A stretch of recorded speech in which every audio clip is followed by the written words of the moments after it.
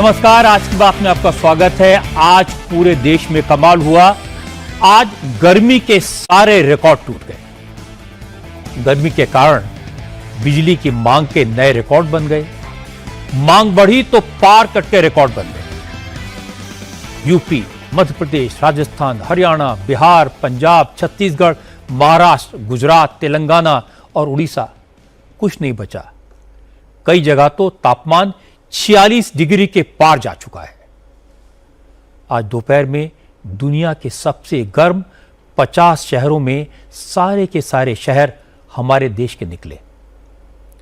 देश में यूपी का बांदा सबसे गर्म रहा।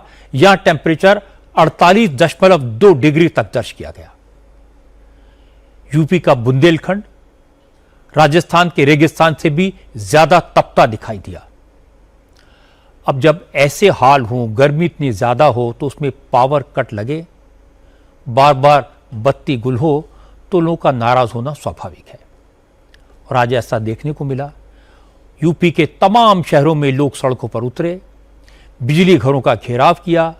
कहीं विधायक के घर को घेर लिया, कहीं मेयर को पब्लिक का गुस्सा झेलना पड़ा। बीजेपी के विधायकों को सरकार को चिट्ठी लिखकर पावर सप्लाई दुरुस्त करने की रिक्वेस्ट करनी पड़ी। यूपी सरकार के मंत्री देश के ऊर्जा मंत्रालय को सफाई देनी पड़ी।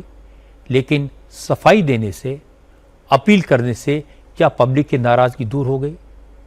क्या बिजली बहाल हो गई?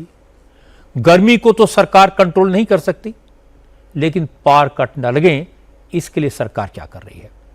अगर पावर सरप्लस है तो सप्लाई में क्या प्रॉब्लम है? और आने वाले वक्त में जनता को और कैसे हालात झेलने पड़ेंगे, ये सब मैं आपको बताऊंगा आज की बात में। लेकिन सबसे पहले आपको यूपी के अलग अलग शहरों का हाल दिखा देता हूं। आज दुनिया के जो 50 सबसे गर्म शहर हैं, उनमें से आधे से ज्यादा 26 शहर अकेले उत्तर प्रदेश के हैं। बांदा, प्रयागराज, अयोध्या, वाराणसी, जौनपुर, गोरखपुर से लेकर इटावा, मेरठ और मुजफ्फरनगर तक करीब करीब पूरा उत्तर प्रदेश इस वक्त गर्मी से तप रहा है। हर जगह टेम्परेचर 45 डिग्री से ज्यादा है। लोग गर्मी से परेशान हैं, ऊपर से पावर कट, इसलिए नाराजगी बढ़ने लगी। कल रात लखनऊ में बत्ती गुल होने से नाराज लोग सड़कों पर उतर आए, पावर हाउस के सामने प्रोटेस्ट किया, नारेबाजी शुरू कर दी। बिजली नहीं आ रही है। पुलिस प्रशासन भी मौजूद है। देखिए यहाँ पे कुछ लोग काफी नाराज भी हो रहे हैं कि अगर आपके वहाँ माइनस में चला जाता है, बत्ती पैसे की वजह से बिल जमा नहीं हो पाता है, तो बत्ती काट दी जाती है। भीषण लखनऊ के जिस सरोजनी नगर इलाके में ये प्रोटेस्ट हो रहा था, उस इलाके से बीजेपी के नेता राजेश्वर सिंह, फॉर्मर ब्यूरोक्रेट विधायक हैं। राजेश्वर सिंह उस वक्त मौके पर मौजूद नहीं थे, लेकिन जैसे ही उन्हें बिजली संकट की खबर लगी, नाराज लोगों के प्रोटेस्ट के बारे में जानकारी मिली, तो उन्होंने अधिकारियों से बात की, लोकल लोगों से संपर्क किया और इसके बाद यूपी के पावर मिनिस्टर AK शर्मा को चिट्ठी लिखी। राजेश्वर सिंह ने पावर मिनिस्टर से कहा कि बिजली विभाग के अफसरों ने भीषण गर्मी में पावर सप्लाई को दुरुस्त रखने की तैयारी नहीं की, ग्राउंड रियलिटीज को समझा नहीं, देखा नहीं, और जनता का गुस्सा विधायकों और सांसदों को झेलना पड़ रहा है। राजेश्वर सिंह ने कहा, यह सही है कि जबरदस्त गर्मी है, बिजली की डिमांड बढ़ी है, सरकार के पास बिजली की कमी भी नहीं है, लेकिन इंफ्रास्ट्रक्चर पुराना है जो इतना लोड नहीं झेल पाता। राजेश्वर सिंह ने पावर मिनिस्टर से कहा, सबको पता था गर्मी के मौसम में वोल्टेज फ्लक्चुएशन होगा, ओवरलोड होगा, ट्रांसफार्मर फ्रीडम ट्रिपिंग होगी और यह अचानक होगा। इसकी तैयारी पहले से होनी चाहिए थी। अभी वक्त है सरकार इस पर ध्यान दे, अधिकारियों की जिम्मेदारी तय करे, बड़े अफसरों को फील्ड में उतारे, तभी हालात सुधर सकते हैं, वरना नेताओं को जनता का गुस्सा झेलना पड़ेगा। फंसी जाओगे, निकल जाओ, निकलिए जाओ, निकल जाओ, निकल जाओ, निकल जाओ, निकल जाओ, निकल जाओ, निकल जाओ, निकल जाओ, निकल जाओ, निकल जाओ, लपट के।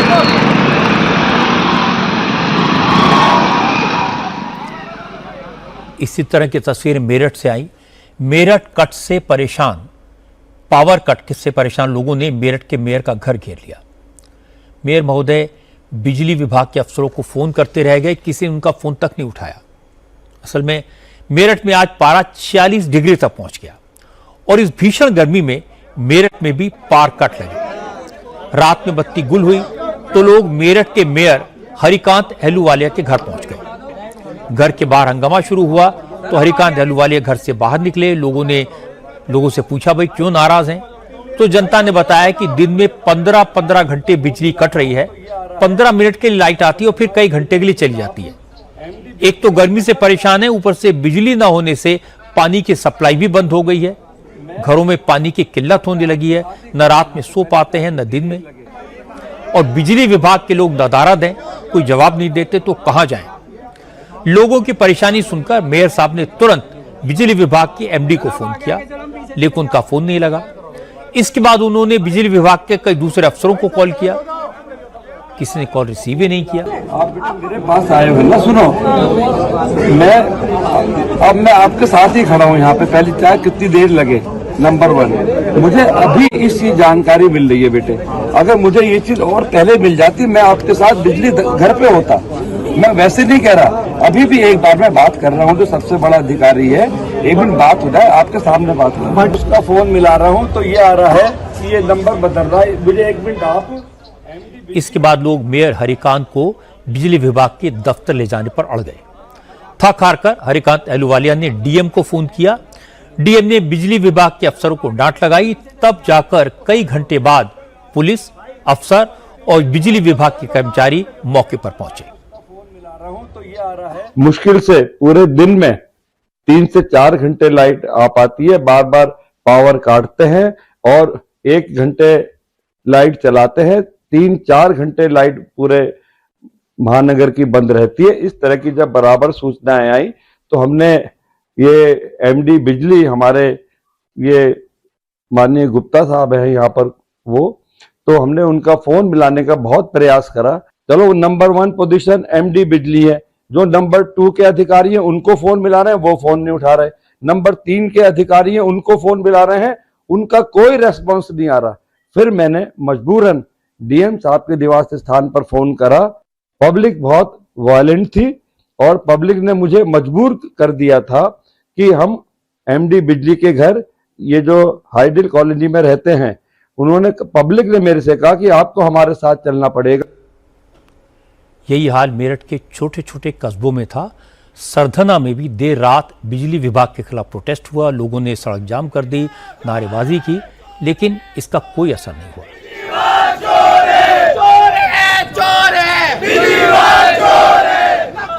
लोगों ने कहा कि वो बिजली विभाग के अफसरों से मिलकर थक चुके हैं। 2 दिन पहले उन्हें बिजली विभाग के बड़े अफसरों ने कहा कि व्यवस्था दुरुस्त है, अब कोई दिक्कत नहीं आएगी, लेकिन इस मीटिंग के कुछ घंटे बाद ही बिजली चली गई।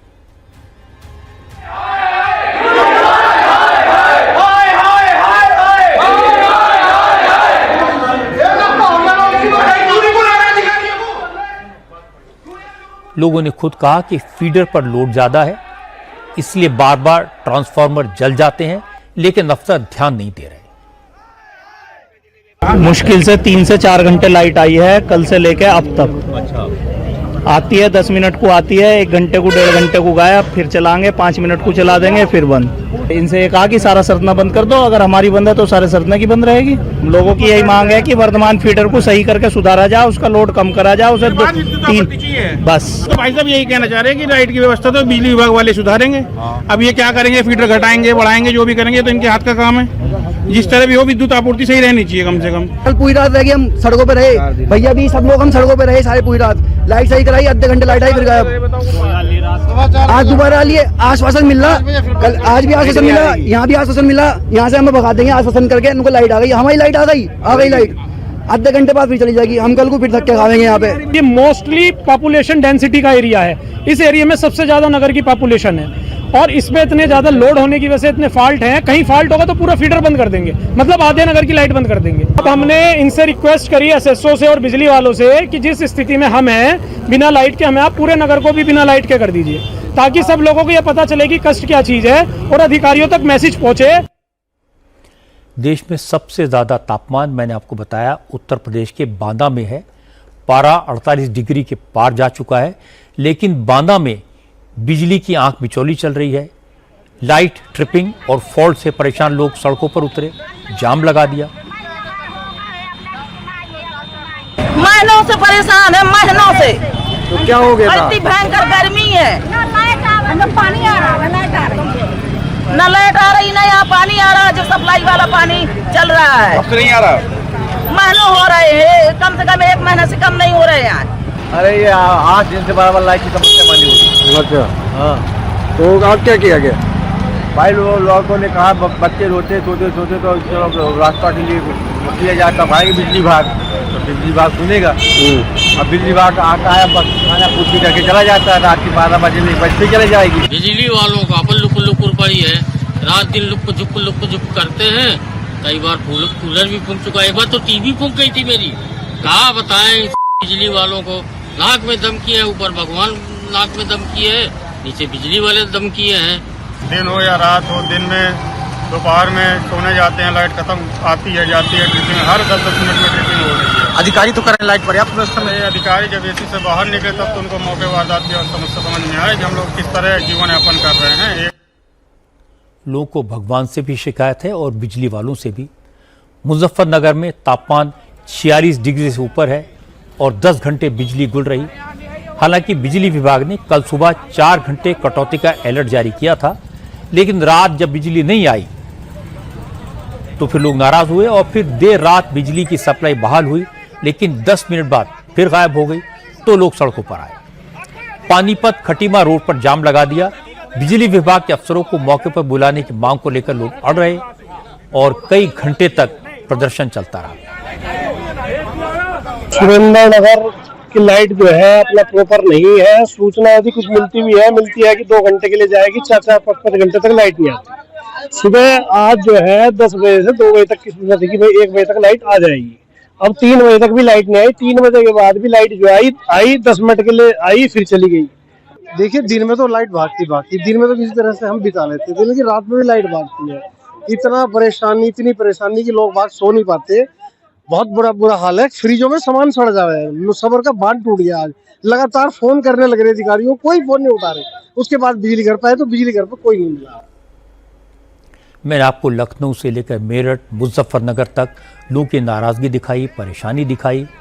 बार बार पावर कट क्यों हो रहे हैं, इस पर मैं आपको सरकार का पक्ष सुनवाना चाहता हूं। हमारे रिपोर्टर्स ने उत्तर प्रदेश के मंत्री अनिल कुमार से जवाब मांगा। अनिल कुमार वेस्टर्न यूपी से ही आते हैं, साइंस एंड टेक्नोलॉजी मिनिस्टर हैं। अनिल कुमार ने कहा कि यूपी में बिजली की कोई कमी नहीं है, पावर तो सरप्लस है, लेकिन गर्मी की वजह से लोड बढ़ने के कारण फॉल्ट ज्यादा हो रहे हैं, ट्रांसफार्मर जल रहे हैं, फ्यूज उड़ रहे हैं। इसलिए एक जगह गड़बड़ी दूर की जाती है, तब तक कहीं दूसरी जगह फॉल्ट हो जाता है। इस चक्कर में बार बार पावर कट हो रहे हैं। सरकार वॉर फुटिंग पर काम कर रही है, 1-2 दिन में सब ठीक हो जाएगा।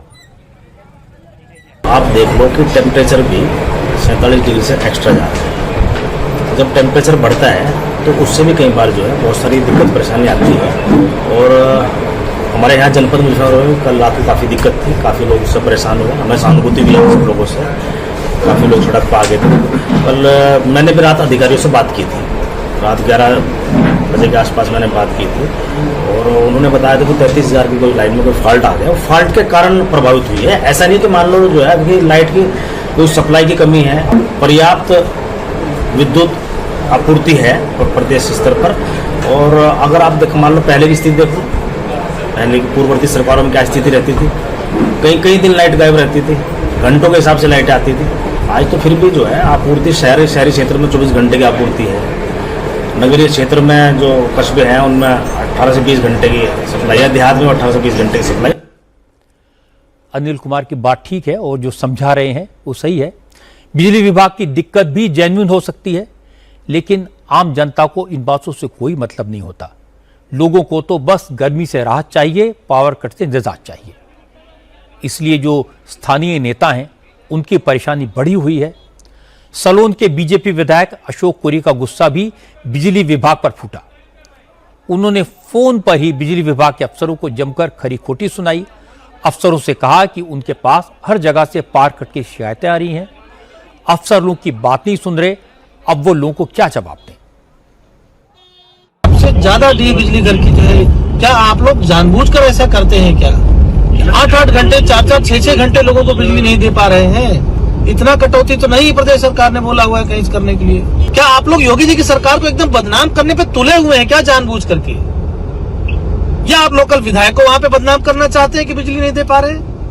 इतना कैसे कटौती हो रही, हमको इतना तो नहीं समझ में आ रहा है कि इतना प्रदेश सरकार ने कहीं कमी कर रखी है। रोस्टर तो चलो मान लिया रोस्टर है, बिना रोस्टर वाली कटौती आप लोग ऐसी कर रहे हैं। मुझे लग रहा है जानबूझ के आप लोग सरकार को बदनाम करना चाहते हैं।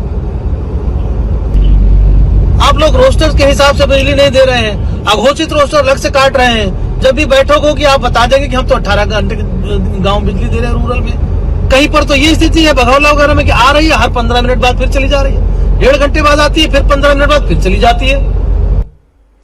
विधायक अशोक पुरी कल तो बहुत गुस्से में थे। आज जब उनसे ये सवाल पूछा गया तो उन्होंने कहा कि डिमांड और सप्लाई का बैलेंस बिगड़ गया है। घोषित कटौती तक तो बात ठीक है, लेकिन इमरजेंसी पावर कट ने हालात बिगाड़ दिए हैं। लेकिन अब हालात को ठीक करने की कोशिश की जा रही है। बहुत ज्यादा भीषण गर्मी की वजह से और सप्लाई और डिमांड में बहुत ज्यादा डिफरेंस आने की वजह से थोड़ी समस्या है, लेकिन काफी हद तक हम लोगों ने उसको सुधार करने के लिए उच्च स्तर पर भी बात की है। और हमारे यहाँ जितना भी बिजली का संकट हुआ है उसके लिए मैं कल स्वयं एमडी मध्यांचल विद्युत वितरण निगम श्रीमती केजरीवाल जी से मिलकर के भी आया हूँ और पूरा उनके तरफ से आश्वासन मिला है कि हमारे यहाँ का जो रोस्टिंग सिस्टम है उसको सही कर दिया जाए, क्योंकि जो रोस्टर्ड कट हो रहा है उसके अलावा जो इमरजेंसी कट हो रहा है उसकी वजह से जनता को बहुत ज़्यादा परेशानी हो रही है। और स्थिति कई जगह ये हो गई कि बहुत लोग इकट्ठा होकर बिजली घरों तक चले गए प्रदर्शन करने के लिए। आप देख रहे हैं पब्लिक का प्रेशर स्थानीय नेताओं पर है और नेताओं का प्रेशर अफसरों पर है। बिजली विभाग के कर्मचारी काम पर लगे हैं, लेकिन उनकी भी अपनी मुश्किल है। यूपी में मध्यांचल विद्युत वितरण निगम लिमिटेड के चीफ इंजीनियर वीपी सिंह ने अपना पक्ष बताया। उन्होंने कहा कि इलेक्ट्रिसिटी इंफ्रास्ट्रक्चर पुराना है, गर्मी के कारण अचानक बढ़े लोड को यह सहन नहीं कर सकता, इसलिए जगह जगह फॉल्ट हो रहे हैं, बार बार बत्ती गुल हो रही है। गर्मी तो सबसे महत्वपूर्ण कारण है, क्योंकि 5 दिन पहले तक उन्हीं जगहों पे कोई समस्या नहीं आ रही थी, रेगुलर चल रहा था। और दूसरा कारण है कि जो उन मोहल्लों की जो बनावट है, तो हमारा इंफ्रा ये जो तेजी से अचानक बढ़ी है उसको शायद नहीं बियर कर पा रहा है और जगह जगह थोड़े फॉल्ट्स हो रहे हैं, कहीं हमारे फ्यूज उड़ रहे हैं। अब हम लोगों ने अपने ट्रांसफार्मर्स को प्रोटेक्ट करने के लिए, पहले ट्रांसफार्मर डैमेज हो जाते थे ओवरलोड से, उनको प्रोटेक्ट करने के लिए हम लोगों ने सब में एलटी पे फ्यूजेज बनाए डाउन साइड पे।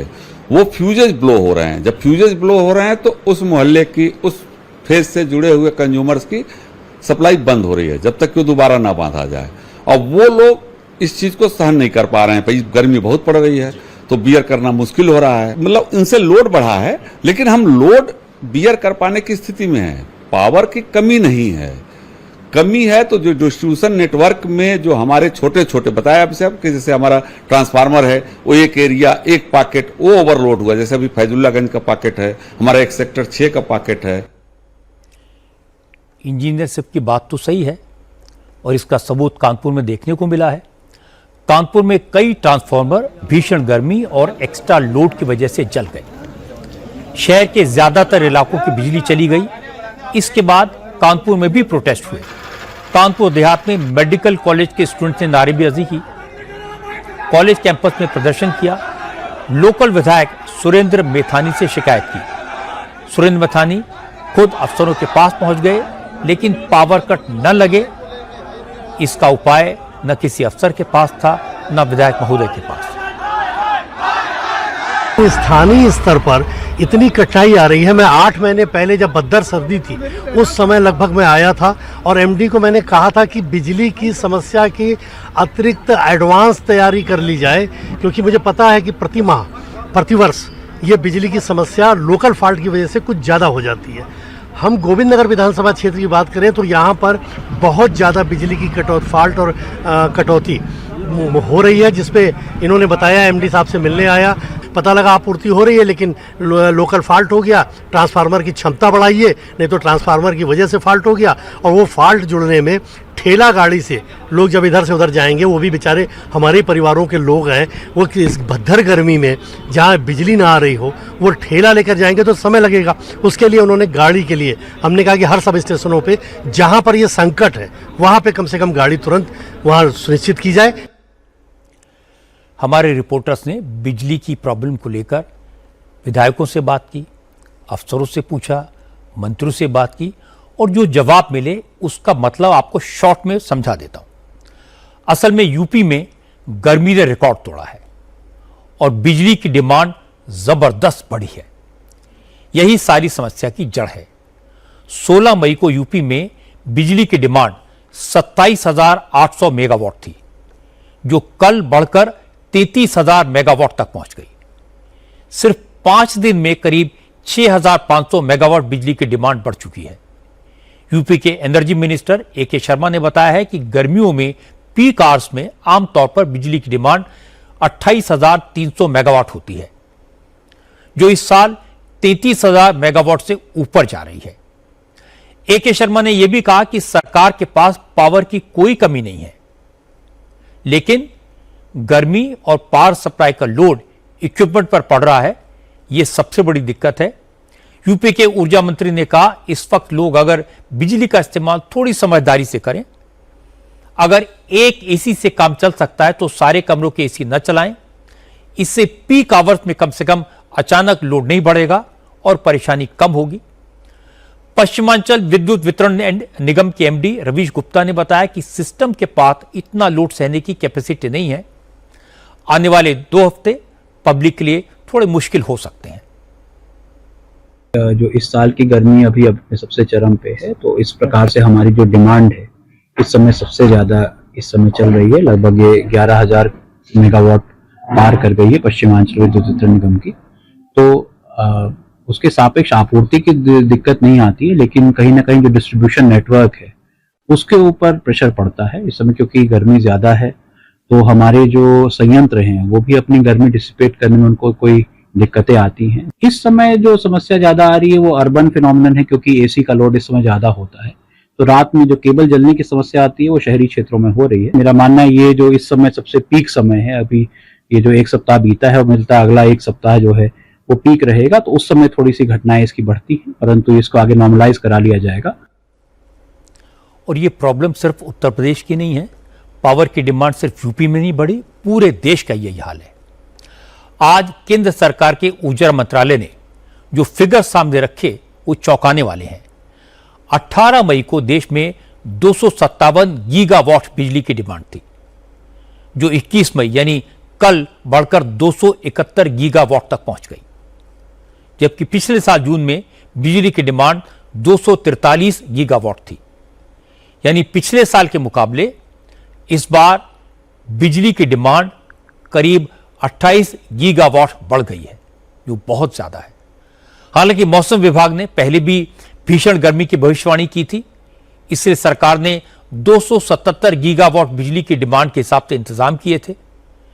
लेकिन सरकार का दावा है कि बिजली की कमी नहीं है, अचानक लोड बढ़ता है, इससे सप्लाई में प्रॉब्लम आ जाती है।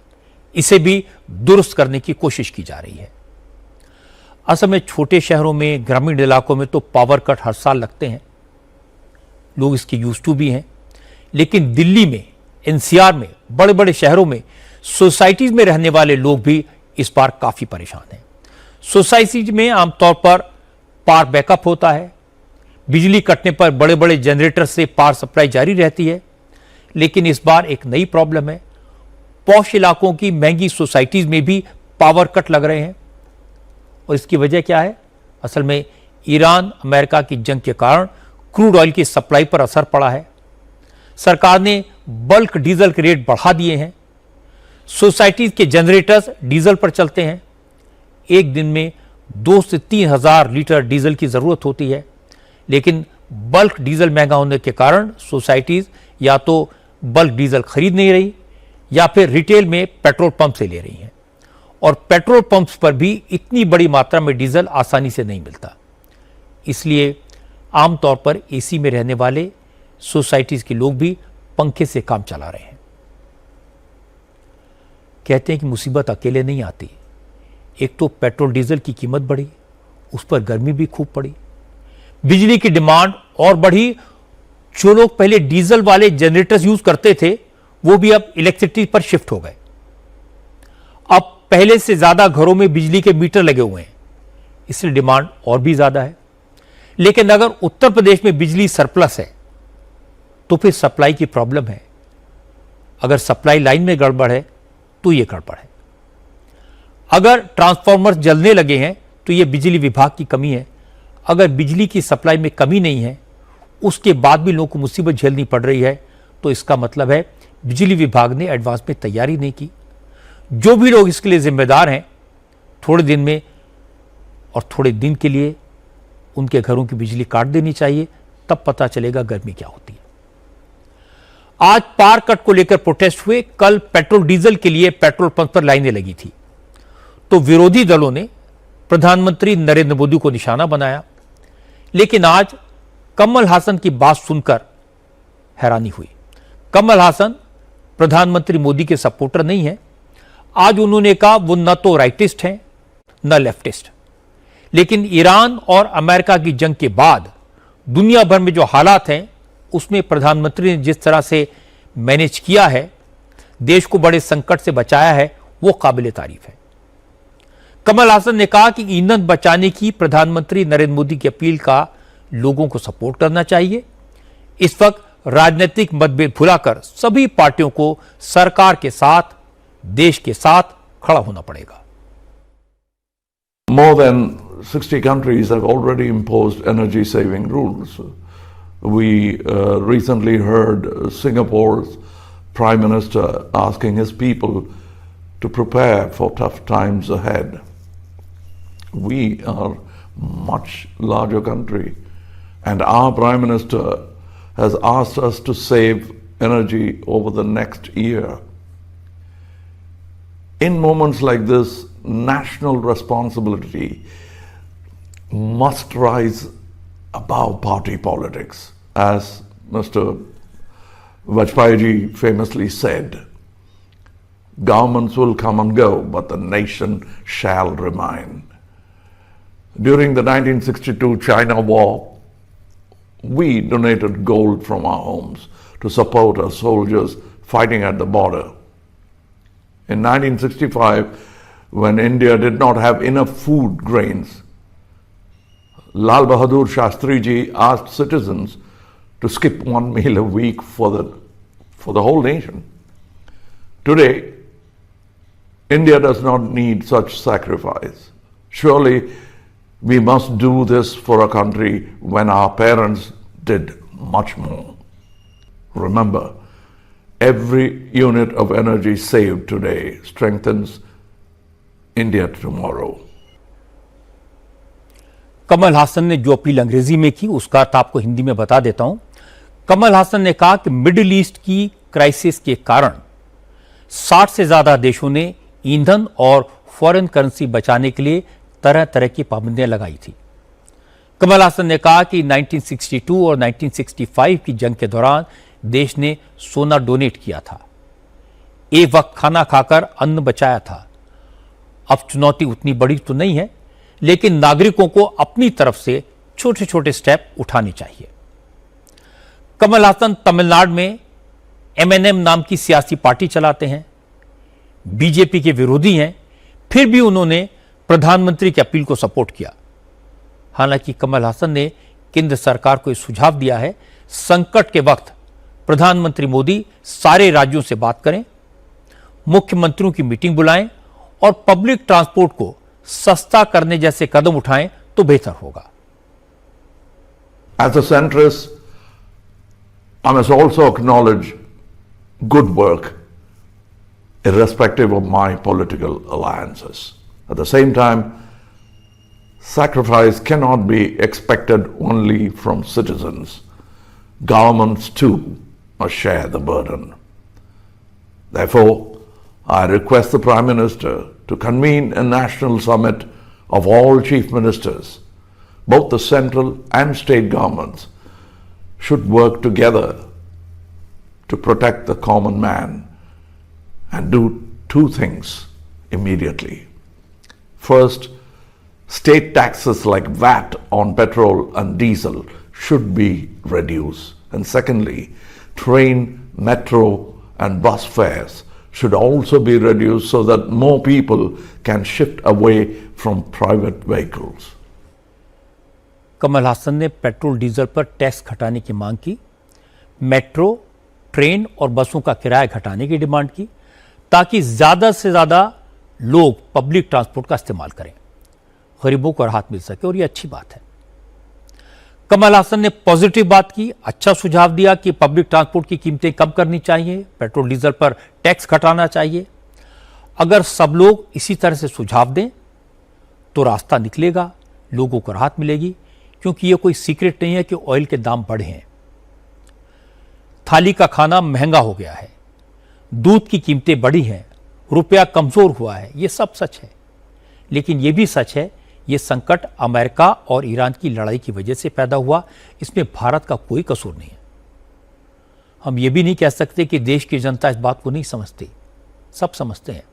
लोग तो बस ये चाहते हैं कि सरकार इस संकट को हैंडल करे और महंगाई और न बढ़े। अब बात करते हैं होम मिनिस्टर अमित शाह के बॉर्डर सिक्योरिटी प्लान की। आज अमित शाह ने देश की सीमाओं को अभेद्य बनाने, घुसपैठ को पूरी तरह रोकने का प्लान देश के सामने रखा। होम मिनिस्टर ने कहा कि अगले 1 साल में पाकिस्तान और बांग्लादेश से लगने वाले बॉर्डर को पूरी तरह से सील कर दिया जाएगा। सीमाओं पर स्मार्ट बॉर्डर प्लान लागू होगा और इसके बाद पाकिस्तान और बांग्लादेश से एक भी घुसपैठिया भारत की सरजमी पर कदम नहीं रख पाएगा। अमित शाह ने कहा कि पहले सीमाओं पर घुसपैठ बंद होगी, उसके बाद देश के भीतर छुपे घुसपैठियों को भी चुन चुनकर निकाला जाएगा। आज होम मिनिस्टर दिल्ली में बॉर्डर सिक्योरिटी फोर्स के जवानों को एड्रेस कर रहे थे। इसी दौरान उन्होंने अपने प्लान की डिटेल्स शेयर की। अमित शाह ने कहा कि स्मार्ट बॉर्डर प्लान में सरकार लेटेस्ट टेक्नोलॉजी का इस्तेमाल करेगी। बॉर्डर को सिक्योर करने के लिए फेंसिंग के साथ साथ artificial intelligence, smart radar, drone technology, human sensors, flood lights और स्मार्ट कैम जैसी नई नई तकनीकों का इस्तेमाल किया जाएगा। सीमा की निगरानी के लिए एक स्मार्ट इंटीग्रेटेड ग्रिड भी डेवलप किया जा रहा है। एक मजबूत सुरक्षा ग्रिड बनाने के लिए हम आगे बढ़ रहे हैं। आने वाले 1 साल के अंदर ही स्मार्ट बॉर्डर कंसेप्ट के साथ सीमा सुरक्षा बल की सुरक्षा में सभी प्रकार की तकनीक को लैस कर एक अभेद बॉर्डर की हम सुरक्षा की ग्रिड बनाने का काम आगे बढ़ रहा है और बहुत कम समय में गृह मंत्रालय ड्रोन, रडार, आधुनिक कैमराज और बाकी सारी तकनीक के साथ एक स्मार्ट बॉर्डर के प्रोजेक्ट को लेकर देश के सामने आएगा। क्योंकि जब तकनीक आगे बढ़ रही हो तब हमने भी सुरक्षा में तकनीक का उपयोग करना पड़ेगा। इसके हर कंपोनेंट के लिए गृह मंत्रालय ने अनेक प्रकार की कवायद की है और लगभग एक इन टोटो स्मार्ट बॉर्डर के काम में हम बहुत नजदीक पहुंच गए हैं। मैं सीमा सुरक्षा बल के जवानों को भरोसा दिलाना चाहता हूं कि ये 60वें साल में ही हम स्मार्ट बॉर्डर प्रोजेक्ट को लॉन्च कर बांग्लादेश और पाकिस्तान की पूरी सीमा को हम अभेद करेंगे और इससे आपके काम में आपको बहुत बड़ी तकनीकी सहायता उपलब्ध हो जाएगी। भारत और पाकिस्तान और बांग्लादेश से लगने वाली सीमा 7000 किलोमीटर से भी ज्यादा लंबी है। इंडिया और पाकिस्तान के बॉर्डर की लंबाई 3323 किलोमीटर है, जबकि भारत और बांग्लादेश की सीमा करीब 4100 किलोमीटर लंबी है। इंडिया और पाकिस्तान बॉर्डर की लगभग 93% हिस्से की फेंसिंग हो चुकी है। बाकी बचे हिस्से में टेरेन ऐसा है जहां फेंसिंग संभव नहीं है। 4100 किलोमीटर लंबे बांग्लादेश बॉर्डर के करीब 80% हिस्से में फेंसिंग का काम पूरा हो चुका है। नदी, नाले और पहाड़ी इलाकों वाले 174 किलोमीटर लंबे इलाके की फेंसिंग नहीं हो पाई है, हो सकती नहीं है, लेकिन बाकी बचे 690 किलोमीटर के बॉर्डर में से 600 किलोमीटर से ज्यादा सीमा बंगाल से लगती है। अब तक जमीन नहीं मिलने की वजह से बंगाल के इस बॉर्डर की फेंसिंग का काम अटका हुआ था, लेकिन अब बंगाल में सरकार बदल गई है। शुभेंदु अधिकारी की सरकार ने बीएसएफ को जमीन दे दी है, इसलिए यहां भी फेंसिंग का काम शुरू हो गया है। अमित शाह ने बताया अब एक भी घुसपैठिया देश में दाखिल नहीं हो पाएगा, जो पहले से देश में घुस चुके हैं उनको भी निकाला जाएगा। भारत सरकार ने ये तय किया है कि हम न केवल घुसपैठ को रोकेंगे, एक एक घुसपैठिए को चुन चुन कर देश के बाहर निकालेंगे और हमारी जनसांख्यिकी में अकृत्रिम बदलाव नहीं होने देंगे। ये जो जनसांख्यिकी का बदलाव करने का षड्यंत्र है, इसको सीमा सुरक्षा बल ने रोकना है। और आज मैं बड़ी शांति से, निश्चिंत मन से आपको कह रहा हूं कि अब त्रिपुरा, आसाम और पश्चिम बंगाल तीनों जगह ऐसी सरकारें हैं जो नीतिगत रूप से मानती है कि देश में घुसपैठ नहीं होनी चाहिए। अब सीमा सुरक्षा बल की जिम्मेदारी है कि हम न केवल सीमाओं की सुरक्षा करें, गांव के पटवारी के साथ हमारा संवाद होना चाहिए, गांव के थाने के साथ हमारा संवाद होना चाहिए, डिस्ट्रिक्ट के कलेक्टर के साथ, डीडीओ के साथ, डिस्ट्रिक्ट एसपी के साथ हमारा संवाद होना चाहिए। कौन नया घुसपैठिया आया है, क्या रूट है, कहां से तस्करी हो रही है, कहां से गौ तस्करी हो रही है, ये सारे रूटों को चून चून कर बंद करना, समाप्त करना, ये बीएसएफ की जिम्मेदारी है। आने वाले दिनों में तीनों राज्यों के मुख्यमंत्रियों के साथ गृह मंत्रालय में हम एक बैठक भी करने वाले हैं और घुसपैठ की दृष्टि से एक मजबूत सुरक्षा ग्रिड हम बनाने वाले हैं। और मैं मानता हूं कि अब समय आ गया है कि सालों से जो घुसपैठ का कार्यक्रम बेरोक टोक चलता है, उसको हमें रोक देना पड़ेगा। अमित शाह ने जो काम हाथ में लिया है वो आसान नहीं है। इतनी लंबी सरहद की फेंसिंग और सिक्योरिटी बहुत बड़ा और मुश्किल काम है। घुसपैठियों की पहचान करना, उनको डिपोर्ट करना तो और भी मुश्किल है, लेकिन अमित शाह का ट्रैक रिकॉर्ड अच्छा है। उन्होंने देश से नक्सलवाद का खात्मा करके दिखाया है। एक वक्त में यह असंभव लगता था, पहले किसी ने न हिम्मत की न कोशिश की। इसलिए विश्वास करना चाहिए कि अमित शाह ने फास्ट फेंसिंग और स्मार्ट सिक्योरिटी का जो रास्ता निकाला है उसमें सफलता जरूर मिलेगी। अब मैं आपको योगी आदित्यनाथ की बात सुनवाता हूं। योगी ने आज यूपी की जनता को उनके एक वोट की ताकत याद दिलाई।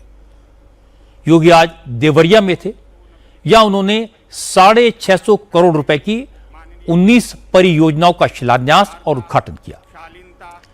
इसके बाद उन्होंने कहा ये सारी योजनाएं जनता के वोट का नतीजा हैं। विकास भी जनता के सपोर्ट से होता है। विरासत को संजोने का काम भी जनता के विश्वास की बदौलत हो रहा है। और इसके बाद योगी ने सीधी सीधी साफ साफ बात की, जैसी वो हमेशा करते हैं। उन्होंने कहा यूपी में हिंदुओं की आस्था के पवित्र स्थानों का जो विकास हुआ है वो वोट की ताकत का नतीजा है, वरना पहले की सरकारें सिर्फ तुष्टीकरण करती थी, हिंदुओं का ख्याल किसी ने नहीं रखा, क्योंकि हिंदुओं को अपने वोट की ताकत का अंदाजा ही नहीं था। लेकिन 2017 के बाद माहौल बदला। अब तो जिन्हें हिंदी नहीं आती वो भी जय श्री राम का नारा लगाकर अभिवादन करते हैं। ये यूपी की नई पहचान है। अयोध्या में डबल इंजन सरकार की ताकत देखिए, भगवान राम का दुनिया का सबसे बड़ा मंदिर बन गया है, भव्य मंदिर का निर्माण हो गया है। यह आपके वोट की ताकत है। अच्छी सरकार आती है, अच्छा कार्य कर लेती है, पूर्वजों के उद्धार का कारण बनता है, उनकी आत्मा को सीम शांति मिल रही होगी और आपको भी आशीर्वाद मिल रहा होगा कि चलिए आपके वोट ने वह करके दिखाया जो दुनिया के अंदर कहीं नहीं हुआ। वह अयोध्या में, काशी में, मथुरा वृंदावन में, नेमी सारण्य में, मां विंध्यवासिनी धाम में, प्रयागराज में, कुशीनगर में, सभी जगह देखने को मिल रहा है। और अयोध्या में राम मंदिर को देख करके तो कोई ऐसा हिंदू देश और दुनिया के अंदर नहीं होगा जो अभिभूत न होता हो। बहनों और भाइयों, ये विरासत और विकास का यह अद्भुत संगम आज यूपी की पहचान बन चुका है। और इसीलिए जहां कहीं हम लोग जाते हैं, उत्तर, दक्षिण, पूरब, पश्चिम, अरुणाचल में जाएंगे या महाराष्ट्र के सुदूर किसी कोने में, जम्मू कश्मीर हिमाचल में हो या सुदूर तमिलनाडु और केरल में, जहां कहीं भी जाते हैं, हम लोगों को देख करके जिस व्यक्ति को हिंदी नहीं आती वह भी हम लोगों को देख करके बोल पड़ता है कि योगी जी जय श्री राम। आप सोचो ना, जो बेचारा हिंदी नहीं जानता वह भी हम लोगों को देख करके जब अभिवादन करता है तो यही कहता है कि योगी जी जय श्री राम। कहीं आप चले जाइए, ये हमारी पहचान बन चुकी है। आज राम से, कृष्ण से, बाबा विश्वनाथ से हमारी पहचान बन गई है। स्वाभाविक रूप से इन सभी देवी देवताओं का आशीर्वाद हमें प्राप्त हो रहा है, सीधे सीधे उनकी कृपा हमारे ऊपर हो रही है। योगी जिस घटना का जिक्र कर रहे हैं उसका बैकग्राउंड आपको बता देता हूं। असल में कुछ दिन पहले महाराष्ट्र के छत्रपति संभाजी नगर के लोग गोरखपुर घूमने आए थे। वो गोरखपुर में मुख्यमंत्री योगी आदित्यनाथ के जनता दरबार में भी पहुंच गए। इसमें युवा भी थे और बुजुर्ग भी। जब योगी जनता दरबार में आए तो इन सभी लोगों ने जय श्री राम से उनका अभिवादन किया। योगी ने इसी घटना का जिक्र देवरिया में किया। महाराष्ट्र गुरु जी,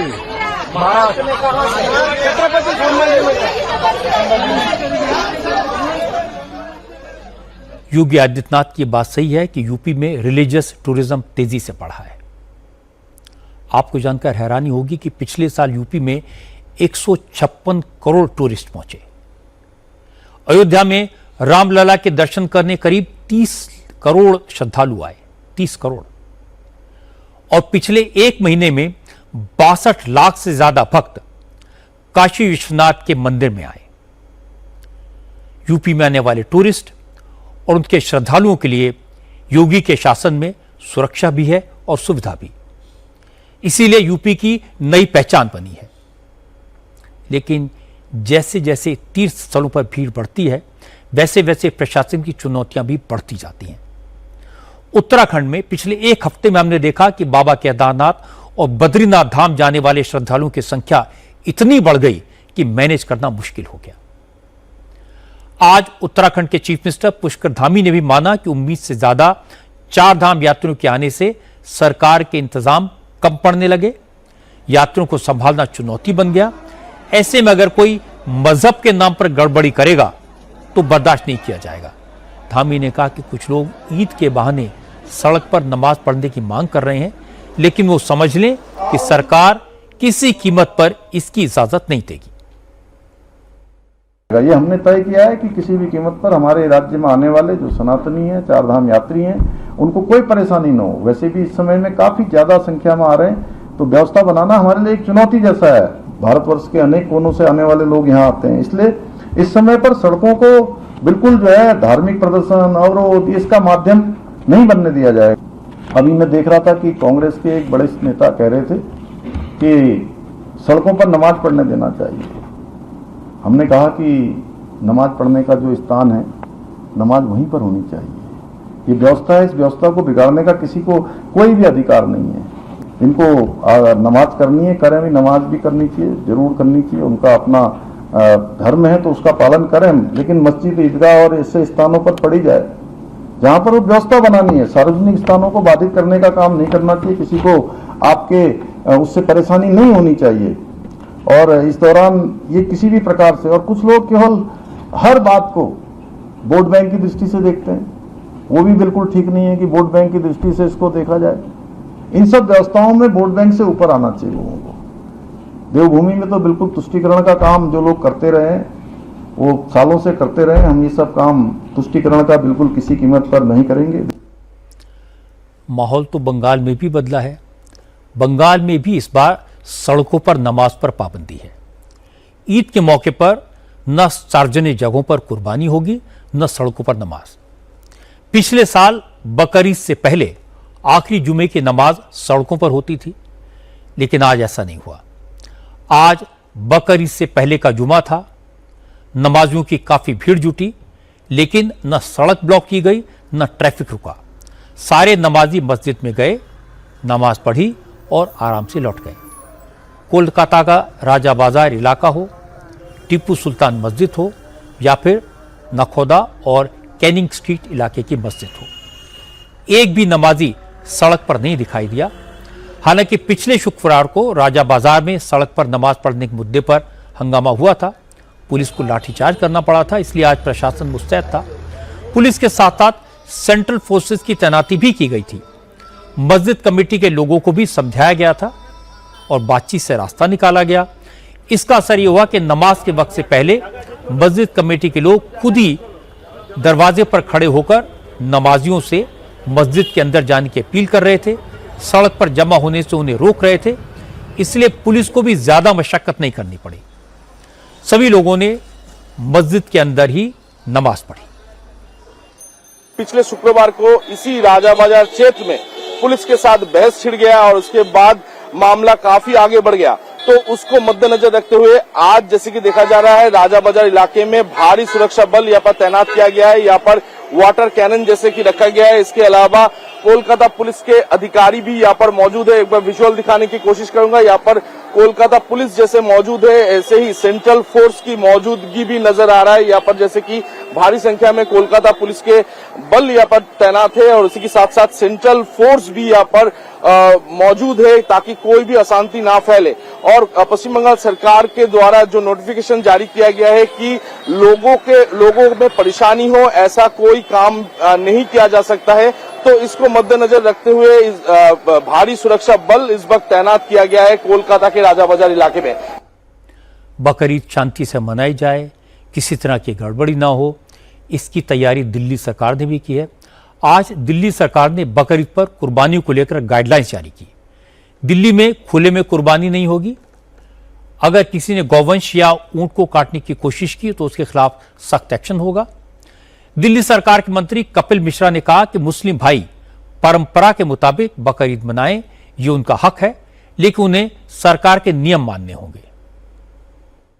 बकरीद के त्योहार के अवसर पर दिल्ली में गौवंश, गाय, बछड़ा तथा ऊंट व अन्य प्रतिबंधित जानवरों की कुर्बानी पूरी तरह से गैर कानूनी है और ऐसा करने पर या ऐसा करने की कोशिश करने पर आपराधिक मामला दर्ज किया जाएगा, कानूनी कार्रवाई की जाएगी। इसी के साथ साथ सार्वजनिक स्थानों पर, सड़कों में, गलियों में, सार्वजनिक स्थलों पर कुर्बानी भी पूरी तरह से प्रतिबंधित है और इसके साथ साथ कुर्बानी के बाद नाली में या सीवर में या सड़क में खून को बहाना, वेस्ट को सीवर या नाली में डालना, ये भी पूरी तरह से प्रतिबंधित है।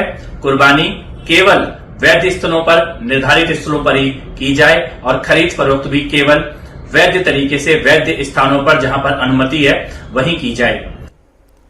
ये बात तो मुस्लिम स्कॉलर्स भी मानते हैं कि बकरीद पर गाय की कुर्बानी सही नहीं होती। कानून भी इसकी इजाजत नहीं देता। खुले में कुर्बानी से दूसरे लोगों को दिक्कत होती है। सड़क पर नमाज पढ़ने से ट्रैफिक जाम होता है।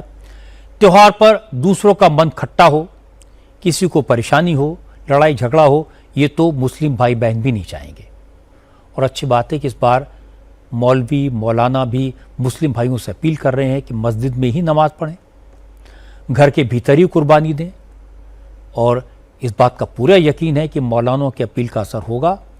बकरीद का त्यौहार पूरे जोश से, पूरे उत्साह से, पूरी खुशी से और अमन चैन से मनाया जाएगा। अब बात चैंपियन रेसलर विनेश फोगाट की। दिल्ली हाई कोर्ट ने आज विनेश के साथ ज्यादती करने पर रेसलिंग फेडरेशन को जमकर फटकार लगाई। रेसलिंग फेडरेशन ने डोमेस्टिक कंपटीशन के लिए विनेश को अयोग्य ठहरा दिया था। इस इशू पर दिल्ली हाई कोर्ट ने कहा, मैटरनिटी लीव के बाद वापसी कर रही खिलाड़ी के साथ कुश्ती संघ को बदले की भावना से काम नहीं करना चाहिए। हाई कोर्ट ने केंद्र सरकार से एक्सपर्ट का एक पैनल बनाने को कहा है, जो इस बात का आकलन करेगा कि विनेश फोगाट में कुश्ती के लायक अभी दमखम है या नहीं, वो फिट है या नहीं। और इसके साथ ही कोर्ट ने विनेश को एशियन गेम्स के सिलेक्शन ट्रायल्स में भाग लेने की परमिशन देने का निर्देश भी दिया। विनेश फोगाट ने कोर्ट से कहा था कि वो मैटरनिटी लीव के बाद कुश्ती में वापसी करना चाहती हैं। हाई कोर्ट ने कहा कि मां बनना सम्मान का काम है, इस बात के लिए किसी को सजा नहीं देनी चाहिए। कोर्ट ने इस बात पर नाराजगी जताई कि भारतीय कुश्ती महासंघ ने पेरिस ओलंपिक में ओवरवेट होने की वजह से विनेश के डिस्क्वालीफाई होने को राष्ट्रीय शर्म क्यों बताया। अदालत ने कहा कि कोई भी खिलाड़ी जानबूझकर ऐसा काम नहीं करेगा जिसकी वजह से वो फाइनल खेलने से डिस्क्वालीफाई हो जाए। इसमें कोई शक नहीं कि कुश्ती महासंघ ने विनेश फोगाट के साथ बार बार ज्यादती की है। इस बात को हाई कोर्ट ने भी माना है कि विनेश के खिलाफ बदले की भावना से काम किया गया। मोटी बात है कि विनेश ने ब्रिजभूषण शरण सिंह के खिलाफ जो आवाज उठाई थी, उसकी सजा उन्हें दी गई। किसी भी खिलाड़ी को खेलने से रोकना किसी पाप से कम नहीं है। क्या हुआ अगर विनेश कांग्रेस के टिकट पर चुनाव लड़ी? क्या हुआ अगर ये चैंपियन मां बन गई? इससे उनकी कुश्ती पर सवाल कैसे उठाए जा सकते हैं? अब केंद्र सरकार जो एक्सपर्ट पैनल बनाए वो पूरी तरह इंडिपेंडेंट हो, इस बात को इंश्योर किया जाए कि पैनल पर ब्रिजभूषण शरण सिंह की सेवा में लगे लोगों की छाया भी न पड़े। पंजाब के मुख्यमंत्री भगवंत मान एक नए विवाद में फंस गए। उनकी शिकायत सुप्रीम कोर्ट के चीफ जस्टिस से की गई। दरअसल भगवंत मान ने आज स्ट्रे डॉग्स को लेकर ट्विटर पर एक पोस्ट किया। इस पोस्ट में भगवंत मान ने स्ट्रे डॉग्स पर सुप्रीम कोर्ट के फैसले का स्वागत किया और लिखा, बच्चों और राहगीरों के लिए खतरा बन गए स्ट्रे डॉग्स को एलिमिनेट करने के लिए पंजाब सरकार अभियान शुरू करने जा रही है। जैसे ही भगवंत मान की पोस्ट सामने आई, इसका विरोध शुरू हो गया और एनिमल लवर्स ने इस पर नाराजगी जाहिर की, भगवंत मान की आलोचना की। बीजेपी नेता तेजेंद्र बग्गा ने इसकी शिकायत सुप्रीम कोर्ट के चीफ जस्टिस से की।